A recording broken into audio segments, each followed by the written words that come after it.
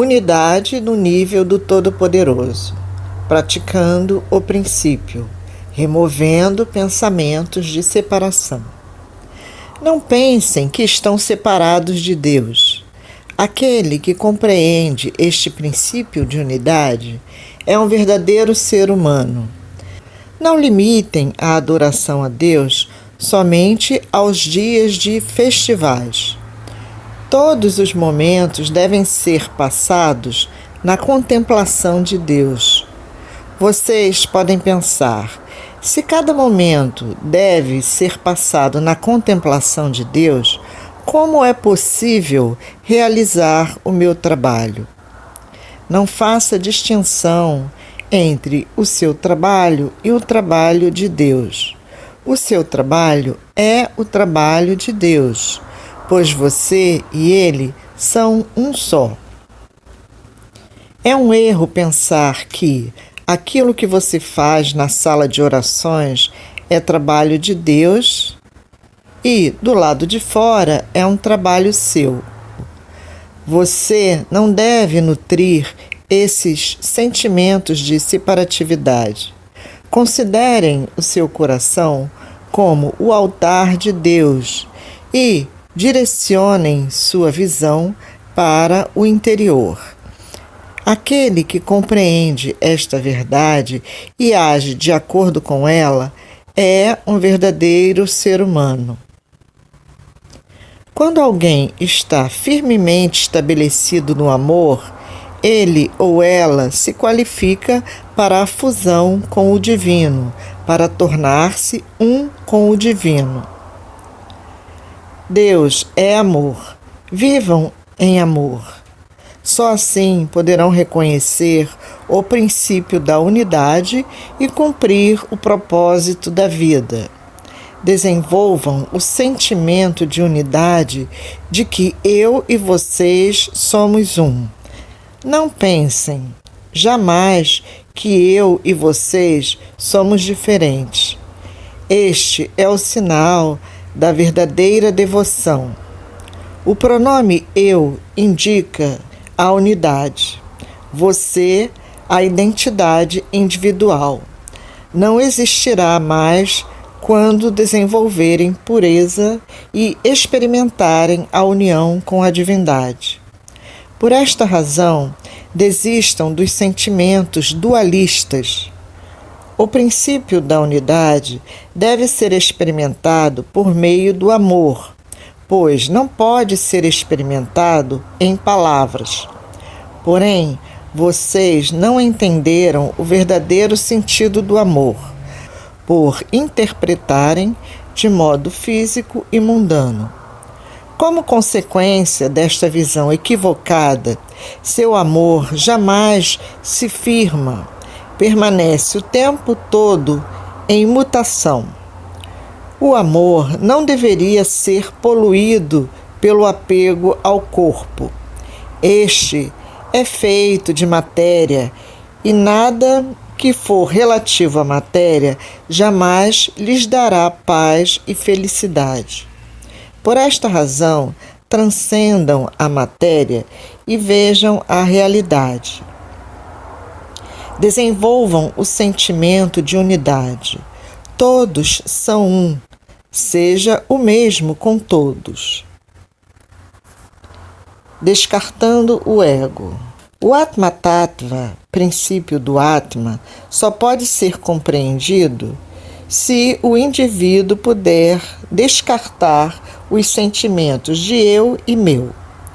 Hoje em dia, muitas pessoas se esforçam para compreender o Atma Tattva, mas os seus esforços não são bem-sucedidos, pois são incapazes de se libertar dos sentimentos de eu e meu. De fato, esses são os obstáculos à autorrealização. Primeiro, o indivíduo deve remover o sentimento de eu, ego. Então, a realização chegará para ele. O símbolo religioso do cristianismo, a cruz, também simboliza essa remoção do ego. A afirmação egocêntrica do eu é a raiz de todos os sofrimentos, intranquilidades e dificuldades. É preciso reconhecer essa verdade. O sentimento de posse também deve ser abandonado. Quando um professor desenvolve o sentimento de que todos esses são meus discípulos, o ego o domina. Por isso, os sentimentos de eu e meu devem ser removidos. Só então o Atma Tattva poderá ser compreendido. Desenvolvendo uma visão igualitária. Temos amigos e inimigos, gostos e desgostos, mas o Vedanta nos ensina a desenvolver uma mente equânime. Assim como não castigamos os dentes por morderem acidentalmente a língua, pois consideramos estes dois órgãos como partes do corpo, também devemos ter em mente que o Atma eterno e universal reside em todos e em todos os lugares. Não devemos acentuar as diferenças, mas nos concentrar na unidade. Se atribuímos importância à relação corporal, a variação individual virá à tona. Por outro lado, devemos lembrar que um professor, um amigo, um ator, um guru e um discípulo são diferentes entre si apenas em nome e forma. O Atma, que é a consciência e testemunha em todos eles, é o mesmo. A presença do Atma em todos esses nomes e formas estabelece a unidade de todos eles. Vivendo com compaixão. Todos devem permanecer unidos. Onde houver união, ali haverá pureza. Onde há pureza, ali está a divindade. Todos vocês devem conduzir as suas vidas mantendo em vista 3 aspectos: unidade, pureza e divindade. Não fiquem alheios às dificuldades e aos sofrimentos dos outros. Considerem o sofrimento deles como o próprio sofrimento. O Deus único habita o coração de todas as pessoas. Deus é imanente até mesmo nas formigas e nos mosquitos. Deve haver compaixão em seus corações. Se você amar o Atma, o seu verdadeiro eu, e não o seu corpo, perceberá que, mesmo o Atma, é o núcleo de todo ser e começará a amar cada ser tanto quanto a si próprio. Isso é autorrealização. Cultivem o amor puro, pois a pureza é a unidade e essa unidade é divindade.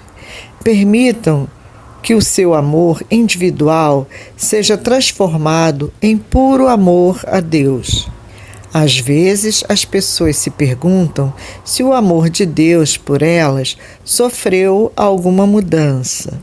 Nunca. O amor de Deus nunca irá mudar. Tomem, por exemplo, uma tora de madeira. Vocês poderão fazer qualquer tipo de móvel com ela, como uma cadeira ou um banco, mas o material básico, ou seja, a madeira, permanece o mesmo. O amor de Deus sempre se mantém inalterado. Deus é a personificação do amor. Ele é completamente altruísta. Aqueles que o seguem também devem ser altruístas. Quando seus corações estiverem cheios do amor divino, vocês serão capazes de buscar a unidade em toda a criação. Quando essa unidade permear nossos corações, não haverá margem para o ódio contra os outros. O amor eterno será estabelecido em nossos corações com a experiência de unidade de toda a existência. Portanto, aqueles que seguem o divino e inculcam o amor divino são verdadeiramente afortunados. Satya Sai Baba. Exemplo: Sri Ramakrishna Paramahansa.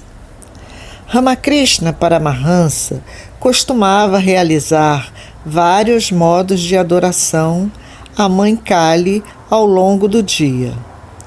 Um dia, a Mãe Divina apareceu diante dele e perguntou: Ramakrishna, você está ficando mais louco a cada dia.